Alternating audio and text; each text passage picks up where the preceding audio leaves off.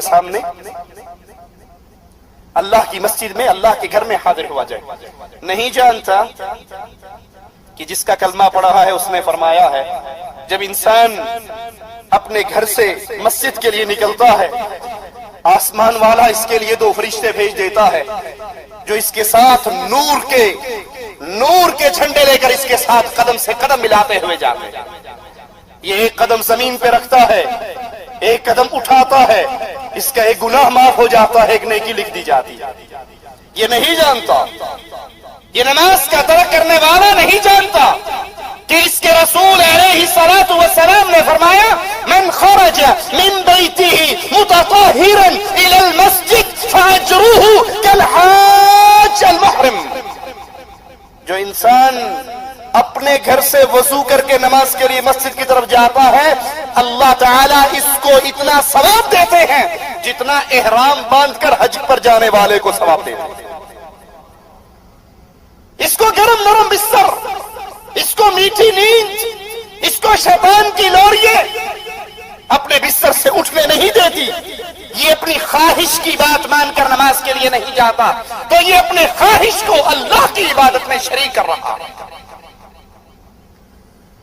اسی لیے شیخ ابن باز رحمت اللہ علیہ مفتی اعظم سعودی عرب، ان سے جب ایک نوجوان نے سوال کیا کہ میں فجر کی نماز پڑھتا تو ہوں لیکن 8 بجے صبح الارم لگاتا ہوں کیونکہ 8:30 ڈیوٹی پر جانا ہے، 8 بجے اٹھ کر نماز پڑھ کے فجر کی نماز کا الارم ہی نہیں لگاتا، الارم ڈیوٹی ٹائم کا لگتا ہے اور میں 8 بجے اٹھ کر نماز پڑھتا ہوں پھر اپنی ڈیوٹی پر جاتا ہوں، میرے بارے میں آپ کیا فرماتے ہیں؟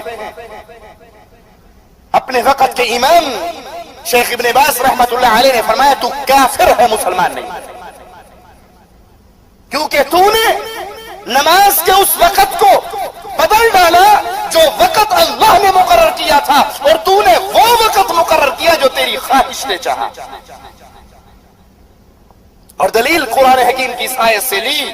کیا تم نے ایسے شخص کو دیکھا من اتخذ الہہ ہوا، جس نے اپنی خواہش کو اپنا رب بنا لیا. سوچئے اللہ کے لیے سوچئے، یہ ماجرا چھوٹا نہیں. کتنے ہیں کلمہ پڑھنے والے، کتنے ہیں امت اسلام کہلانے والے، کتنے ہیں محمدی کہلوانے والے، لیکن نماز ان کی زندگی میں نہیں ہے، نماز ان کے گھر میں نہیں ہے.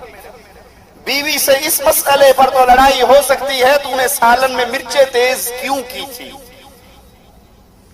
بیوی سے اس مسئلے پر تو تکرار ہو سکتی ہے کہ آج میری والدہ کے ساتھ تو نے بدتمیزی کیوں کی، لیکن زندگی میں کبھی یہ توفیق نہیں آئی آ کر پوچھ لے میں نماز پڑھ کر آیا ہوں بیگم مسجد میں اور تو اس وقت سے گھر میں بیٹھی ہے، تو نے نماز کا سجدہ کیوں نہیں دیا.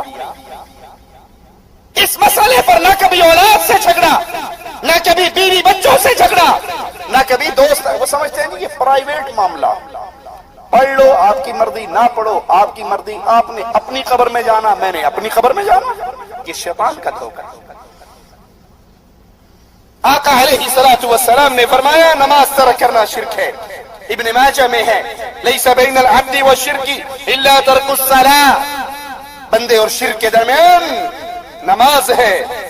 فَإِذَا تَرَكَهَا فَقَدْ أَشْرَكَ، جس نے اس نماز کو ترک کیا اس نے شرک کیا. یاد کر لیجئے نماز کا تاریخ